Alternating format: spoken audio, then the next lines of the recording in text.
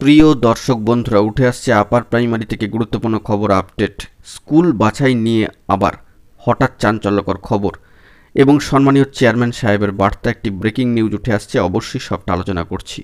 Urgent video, urgent ভিত্তিতে এই তথ্য তাই আপনাদের মাঝখানে তুলে ধরতেই হচ্ছে। ভিডিওটিকে অবশ্যই শেষ পর্যন্ত ওয়াচ করবেন।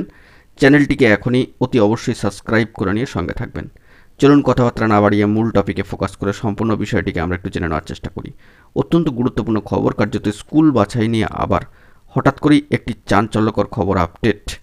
কি উঠে আসছে না আসছে তা আমরা সবটাই আলোচনা করব। ইতিমধ্যেই বাংলা মাধ্যমের কাউন্সেলিং প্রসিডিওর চলছে এবং তারই মাঝখানে লক্ষ্য করা যাচ্ছে যে কয়েকদিনের কাউন্সেলিং থেকেই আশ্চর্যজনকভাবে একটা গড় হাজির অর্থাৎ অনুপস্থিতি কিন্তু লক্ষ্য করা যাচ্ছে এবং সেই সংখ্যাটা কম বেশি প্রায় 141 জনের কাছাকাছি। আবার কাউন্সেলিংয়ে স্কুল সার্ভিস কমিশন বা এসএসসির অফিসে এসেও বাড়ি থেকে দূরে এবং পছন্দ মতো স্কুল তারা পাচ্ছেন না বলে চাকরি প্রার্থীরা কিন্তু সুপারিশপত্র নিলেন না। অর্থাৎ স্কুল বাছাইয়ের ক্ষেত্রে দেখা যাচ্ছে যে পছন্দ মতো স্কুল পাচ্ছেন না, সেক্ষেত্রে তারা কিন্তু অনীহা প্রকাশ করছেন। অনেকে কিন্তু সরাসরি জানিয়ে দিচ্ছেন তারা সিটটি ব্লক করবেন না, অর্থাৎ তারা অন্যান্য ক্ষেত্রে চাকরি করছেন। এই কারণেই কমিশনের সম্মানীয় চেয়ারপারসন সম্মানীয় সিদ্ধার্থ মজুমদার মহাশয় জানাচ্ছেন যে গত সোমবার বাংলা এবং ইংরেজি বিষয় মিলিয়ে মোট 760 জনকে কাউন্সেলিংয়ের জন্য ডাকা হয়েছিল এবং সেক্ষেত্রে দেখা যাচ্ছে যে 141 জন কার্যত অনুপস্থিত, 3 জন সুপারিশপত্র গ্রহণ করেননি।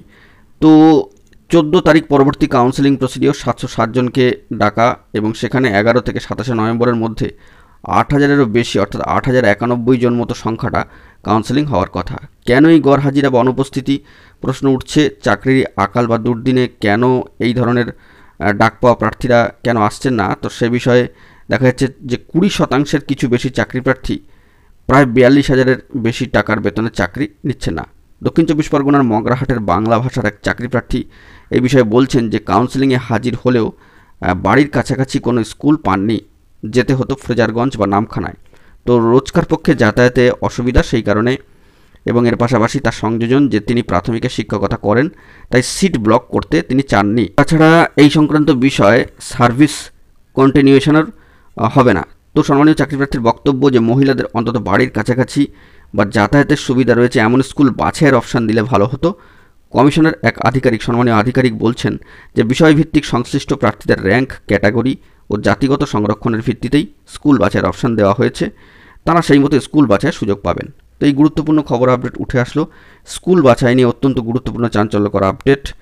তো অনুপস্থিতিও বাড়ছে, দেখা যাক এই সংখ্যাটা কোথায় গিয়ে দাঁড়ায়। পরবর্তী ক্ষেত্রে জরুরি তথ্য থাকলে সবটা প্রোভাইড করবো। এখন এই পর্যন্তই। গুরুত্বপূর্ণ আপডেটগুলি পাওয়ার জন্য চ্যানেলটিকে সাবস্ক্রাইব করে সঙ্গে থাকুন। ধন্যবাদ।